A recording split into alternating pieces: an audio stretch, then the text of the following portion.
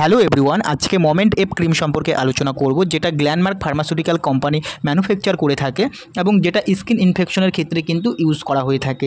এই যে moment F ক্রিমটি আপনারা কিভাবে লাগাবেন, লাগানোর ফলে কী কী সাইড এফেক্ট হতে পারে, দিনে কতবার লাগাবেন, কারা লাগাতে পারবেন না, সমস্ত বিস্তারিত আলোচনা করব আজকের এই ভিডিওতে। তাই অবশ্যই ভিডিওটি সম্পূর্ণ দেখার অনুরোধ রইল এবং চ্যানেলে যদি নতুন থাকেন অবশ্যই চ্যানেলটিকে সাবস্ক্রাইব করবেন এবং ভিডিওটিতে লাইক করে পাশে থাকবেন।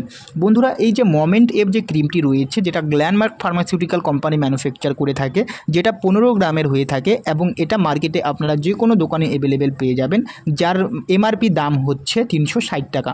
এবং এর মধ্যে যে দুটি কম্পোজিশন থাকে অর্থাৎ কন্টেন্ট থাকে, সেটা হচ্ছে একটা হচ্ছে মমেটাসন আর একটা হচ্ছে ফ্লুসিডিক অ্যাসিড।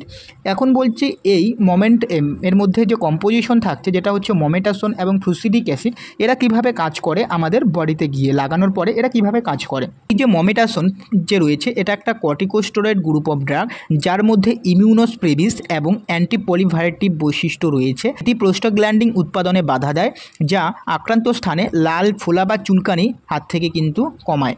নেক্সট হচ্ছে যে ফ্লুসিডিক অ্যাসিড যে কম্পোজিশনটা থাকছে, অন্যদিকে এই ফ্লুসিডিক অ্যাসিড কিন্তু এটা একটা অ্যান্টিবায়োটিক হিসাবে কাজ করে, যা ব্যাকটেরিয়ার প্রোটিন সংশ্লেষকে বাধা দেয়, অর্থাৎ ব্যাকটেরিয়া থেকে যে প্রোটিন সংশ্লেষ হয় সেটাকে বাধা দেয়।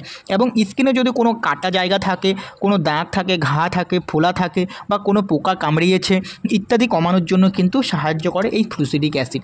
এখন আমরা বলবো যে এই মোমেন্ট এম আমরা কি জানলাম কিভাবে কাজ করে, এখন আমরা জানবো যে এর ইউজেস কি রয়েছে। যখন আমাদের স্কিন ইনফেকশন হয়ে থাকে তখন এটা ইউজ করা হয়ে থাকে। মোমেন্ট এফ ক্রিমটি এটা একটা ব্যাকটেরিয়াল ইনফেকশনের জন্য কিন্তু ইউজ করা হয়, যেরকম একজিমের ক্ষেত্রে। এছাড়া যদি ত্বকে কোনো ক্ষতস্থান হয়ে থাকে বা ত্বকে ফুসকুড়ি হয়ে থাকে, মুখে লাল হয়ে যাওয়া, এছাড়া যদি কোনো পোকা যদি আপনাকে কামড় দিয়ে থাকে এবং ওই কামড়ানো জায়গা লাল হয়ে যায় বা কোনো ইনফেকশন হয়ে থাকে, সেক্ষেত্রে এই ক্রিমটি আপনারা ইউজ করতে পারেন।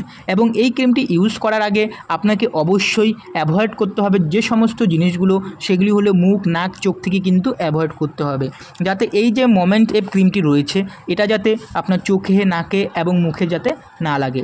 এখন বলবো যে মোমেন্ট এফ ক্রিমের মধ্যে যে কম্পোজিশন থাকছে, যেটা হচ্ছে মমেটাসন এবং ফ্লুসিডিক অ্যাসিড, এগুলো কত পরিমাণে থাকছে। যেখানে মমেটাসন থাকছে 0.1% W/W এবং ফ্লুসিডিক অ্যাসিড থাকছে 2.0 W/W। এছাড়া কিছু প্রিজারভেটিভ হিসাবে থাকছে, যেরকম পটাশিয়াম সরবাইড যেরকম 0.2% W/W এবং ফেনক্সি ইথানল IP 0.5% W/W। এটা কিন্তু একমাত্র এক্সটার্নাল ইউজ করা হয়, ইন্টারনাল কিন্তু ইউজ করা হয় না। এবং এটা হচ্ছে একটা শিডিউল H প্রেসক্রিপশন ড্রাগ। তাই এই মেডিসিনটি অর্থাৎ এই ক্রিমটি কেনার আগে অবশ্যই আপনারা ডক্টরের প্রেসক্রিপশন ছাড়া কিন্তু এই ক্রিমটি একদম কিনবেন না। ডক্টর যদি প্রেসক্রাইব করে এই ক্রিমটি কেনার জন্য তাহলে কিনবেন, না ছাড়া কিন্তু কিনবেন না। এখন বলছি কি কি সাইড এফেক্ট হতে পারে। সাইড এফেক্ট হচ্ছে আপনি যে জায়গায় এই ক্রিমটি লাগাচ্ছেন সেই জায়গায় কিন্তু লাল হয়ে যেতে পারে বা চুলকাতে পারে বা অ্যালার্জি, র্যাশ দেখা দিতে পারে এই ক্রিমটি ইউজ করার ফলে। এই সমস্ত সাইড এফেক্টগুলি কিন্তু দেখা দিতে পারে।